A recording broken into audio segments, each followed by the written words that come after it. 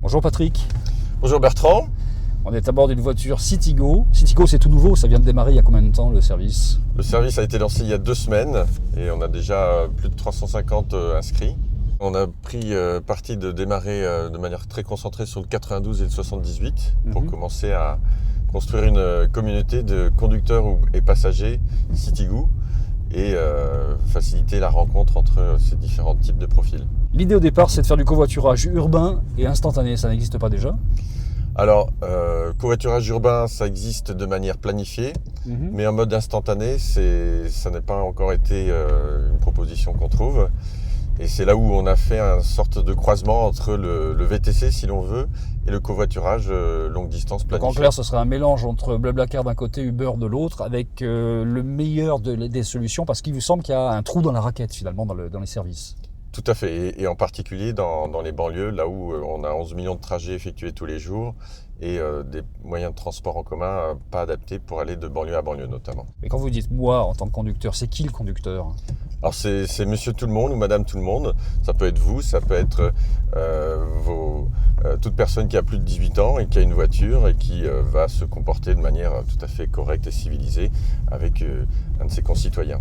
Ça veut dire qu'il y a une sélection qui est faite par Citigo au départ ou finalement n'importe qui peut devenir chauffeur? Alors, n'importe qui peut devenir chauffeur. Il faut qu'il ait plus de 3 ans de permis. Et Citigo va pratiquer des contrôles réguliers sur différentes personnes. Et sinon, c'est la communauté elle-même qui va noter les conducteurs sur leur comportement, sur leur politesse, sur l'état de leur voiture. Est-ce qu'ils roulent la fenêtre ouverte en écoutant le foot ou est-ce qu'ils sont un peu plus reconnaissants de la personne qui le transporte? Sur la partie tarifaire, vous empruntez à Blablacar qui propose un tarif de base, on va dire selon le kilométrage, c'est à peu près 1 € du kilomètre, mais ça reste du gré à gré quand même. Tout à fait, sachant que le passager comme le conducteur peut modifier le prix. Et avant de prendre un conducteur ou que le conducteur valide qu'il va prendre un passager, on est sur un tarif reconnu d'avance et ça ne change pas en fonction du temps ou des embouteillages ou des détours que l'on est obligé de faire. C'est du paiement en one click de manière très classique. On rentre sa carte de crédit au moment où on va faire une commande. Après, elle est enregistrée pour toujours par un tiers de confiance. Et à la fin du trajet, vous cliquez en tant que passager, fin de trajet est payé. Et le paiement se fait automatiquement. Donc vous n'avez pas besoin de sortir de monnaie ou de votre portefeuille ou votre sac à main.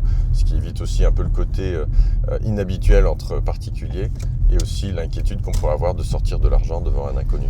Vous avez le sentiment d'ajouter une nouvelle pierre à l'édifice de l'économie collaborative? Totalement, on est à 100 000% là-dessus et c'est aussi la numérisation, donc le fait que tout le monde est équipé d'un smartphone maintenant, que la géolocalisation est quelque chose de très répandu qui permet de créer une confiance dans une communauté d'inconnus et c'est d'ailleurs aussi un des autres objectifs de Citigo, c'est de faire en sorte que des gens d'horizons complètement différents, de banlieues complètement différentes peuvent s'entraider et casser un certain nombre de préjugés et puis aussi contrairement au métro où tout le monde regarde ses pieds pour ne pas se sentir agressé d'une manière ou d'une autre, là ça va être je vous connais pas mais je veux bien vous aider pour vous emmener à votre destination et vous en contrepartie on a dit que vous me payez tant et tout le monde est content. Un dernier mot, vous êtes une des startups de l'accélérateur. Est-ce que vous êtes bien accéléré en ce moment? Est-ce que vous cherchez de l'argent?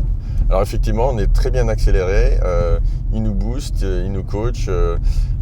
Donc ça veut dire qu'on ne peut pas s'endormir. Et on vient de boucler une première petite opération avec eux.